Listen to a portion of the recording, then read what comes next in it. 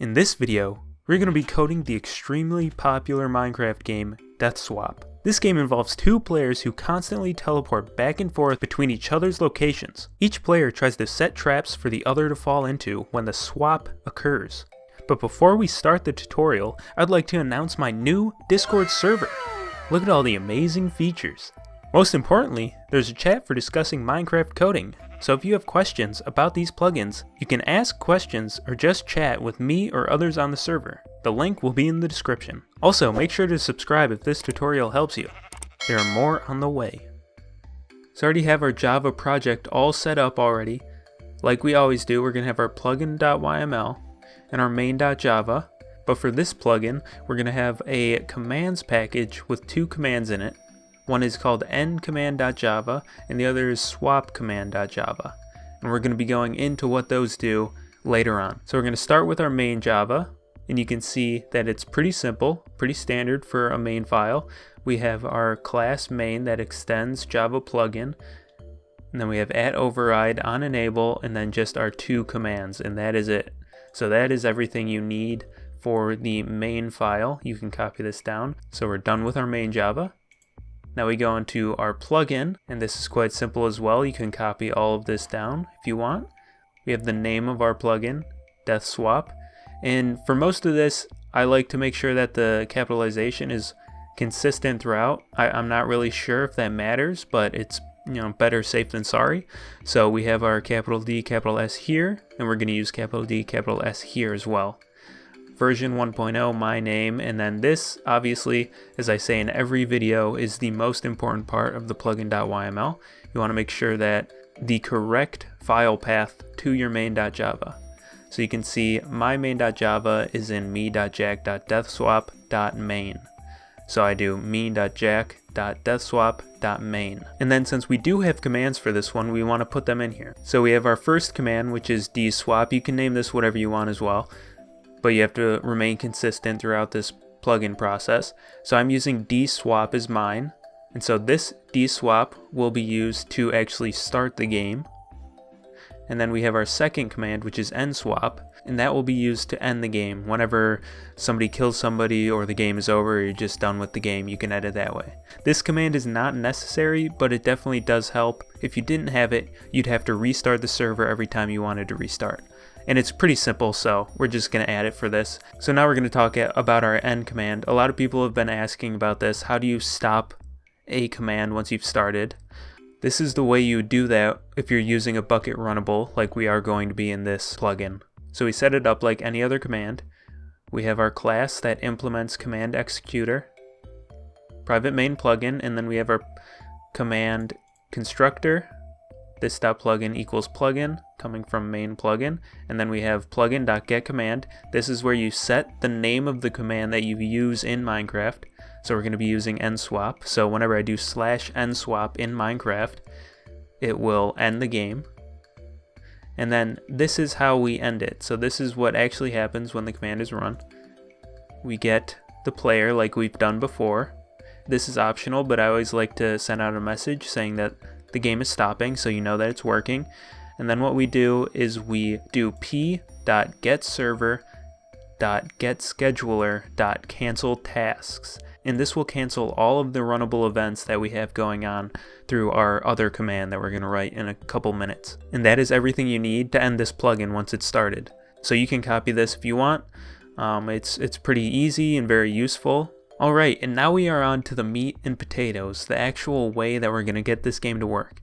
The game, in theory, is pretty simple. We're basically just setting a timer that counts for 5 minutes and then teleports each player to the other's location. And then it repeats that every 5 minutes. So it's not very difficult to think about, but the way we have to do it in the Spigot API is a little bit more complex, and this is going to be one of the more complex coding tasks that we do. So if you are unfamiliar with bucket runnables or getting things to count in Minecraft through Spigot, then I would definitely recommend going back and watching my episode on counting tasks. So I have that, and that will be up in the top right corner if you want to go watch that first for a refresher. But anyways, let's get started. So we're going to have two players that want to play this game. So obviously one of the players is going to be the player that actually sends the command. Our next player p2, we'll be again using one of the arguments. So like we do time set day, we will do something like dswap blackjack. So that will make this other player player 2. So how do we do that? Well, we do p1, so we use the player that we already have, .get server, .get player.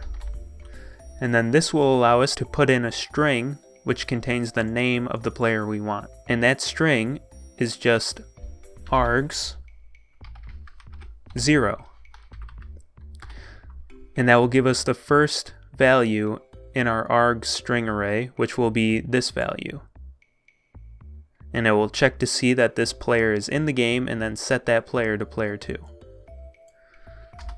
So now we have our players. The next thing we have to do is set up the scheduler, which basically decides how the tasks that we make are run. So we're going to do bucket scheduler, and then schedule equals p1 dot get server dot get scheduler. So now we have our players and our scheduler, and we're ready to start. So whenever I start a game, I like to announce it to make sure everything's working. So just gonna say game starting, and that will tell everybody in the server that the game is starting. And now we set up our tasks. So we have to think about how we want to do this a little bit. I want to have the task from the time I hit enter on the command to count down to 10 and basically say 10, 9, 8, 7, 6, 5, 4, 3, 2, 1, go. And then the players will run away, and from that point of go, they'll have 5 minutes before the first teleport happens. 20 seconds before that teleport happens, there will start a countdown from 20 to 0, letting the players know that they're about to teleport in 20 to 19, 18, 17, and so on seconds. So we have to think about how to do this. So first, let's just start with our 10-second countdown at the beginning. So we do schedule, which is our scheduler that we made earlier. Schedule, and we want to do a synchronous repeating task. And then this, if you get this to pop up from clicking that, you get a little help knowing what you need. So we need a plugin type here, we need a bucket runnable type as our second argument, a long as our third argument, and another long as our fourth argument. So for our first argument, we're going to put this dot plugin. And then for our second argument, we are going to do new, capital R, runnable.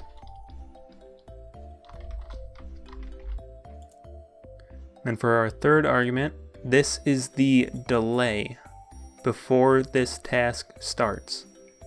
So we want this task to start 1 second after we click enter, because we want to have this game starting up for 1 second, and then it's going to start the countdown. And so we don't just put 1 here for seconds. We have to use ticks in Minecraft, and we have 20 ticks per second. So if we want to wait 1 second, we do 20. And then this value has to be a long type, so we put L after it. And we want this to run every 1 second after it starts, so we put another 20L, and this is the interval between runs. So now we have this task set up, and we need to write the code for our runnable. So all we have to do inside the runnable is have a function called public void run. And then this is where we type what we want to happen.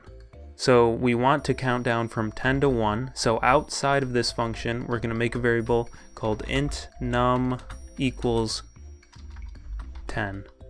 And we want to do @override for this. And inside this function, we're going to do an if statement. So if, and then we have an else statement after that we're going to use. And we're doing if num equals 0, we're doing something. And if num doesn't equal 0, then we're doing something else. So if num does not equal 0, then we want to count down. So we want to do player1 dot get server dot broadcast message, and then we want to put the number in here as a string, so it counts down. Well, our number right now is an integer, so we can't put it directly into here. What we have to do is type integer with a capital I, dot, and then we can go to string, and then put in num here. So right now what this is doing is it's going to broadcast the message, this number, whatever this number is currently, to the server, so everybody can see that this number is being broadcast. We have to subtract 1 from this number every time it runs through here. To do that, it's pretty easy. All we have to do is put a minus minus in here after the number. And this basically means that when this line gets run, this will get printed, and after the number gets printed, it subtracts 1 from the number. If you did minus minus num instead, it would, whenever this line gets run, subtract 1 from the number and then print the line. So we want it to print after, so we put the minus minus after the num. And that's all we have to do, and that's how we get the number to print and subtract. Now it's basically going to keep going until number equals 0. When number equals 0, we want this to stop. Because if we don't stop this task, then the task will keep running forever. And then that causes a lot of problems, and the plugin basically just doesn't work. So what we have to do is we'll do another one of these, and we can just say something like go. So that's letting the players know that they can start. Once that's done, we want to cancel this task. So we do bucket.getScheduler.cancel task. It won't cancel this task on its own. We have to put in the task ID number into here. Well, how do we get that task ID number? Well, that number is actually output by this value, or the task itself. So we do int task1 equals, and we get our value for task. And so we can just go over here and say cancel task1, but wait, there is a problem. It says the local variable may not be initialized, and that is because this value does not necessarily get initialized when this value is run, or it may not be initialized by the time that this task gets canceled. So what we have to do, instead of starting or initializing the value here, we go out to where we have private main plugin or global plugin variables, and we do public int task1. And you see that fixes all of our problems.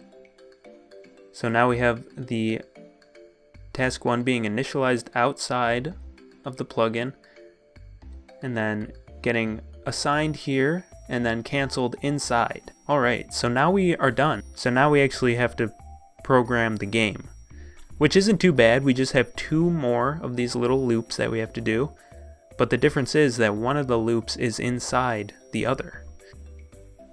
Alright, so I have set up this, just copied this from the previous one and deleted all the other stuff. And so now we get to think about how we want to time this, because we're not going to be using these same timings for our overall game loop. So we first want to think about when this is actually going to be run. We have this going first, so we want this to run completely first and then this start. So we have this waiting 20 ticks, so I'm going to do 20, and then we have 10 times 20 for every time this goes, and since it's counting from 10 to 0, we have 10 times 20, and that is going to be the time we want to wait before we run this.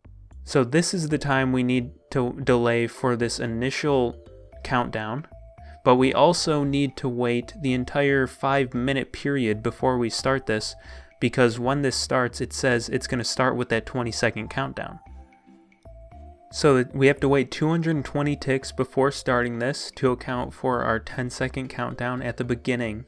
And then we have to wait for the 5-minute wait between teleporting, because we want to wait for the 10-second countdown and then give them 5 minutes to actually start playing before they get teleported for the first time. That's 5 minutes times 60 seconds per minute times 20 ticks per second.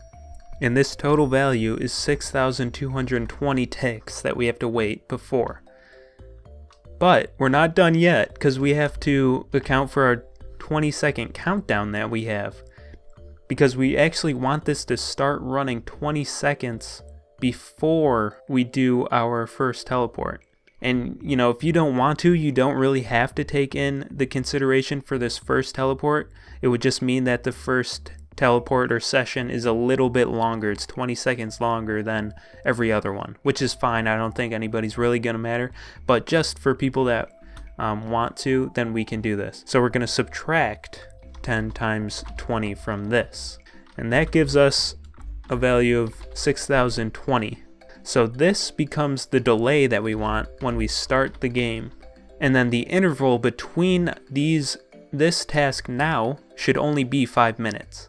We only needed this 6,020 seconds for the first run, but now we just want the normal 5-minute delay, which is 6,000. So now we have our timing set, so this is going to run after 5 minutes and 1 second, and it's going to start our 20-second countdown until our teleport.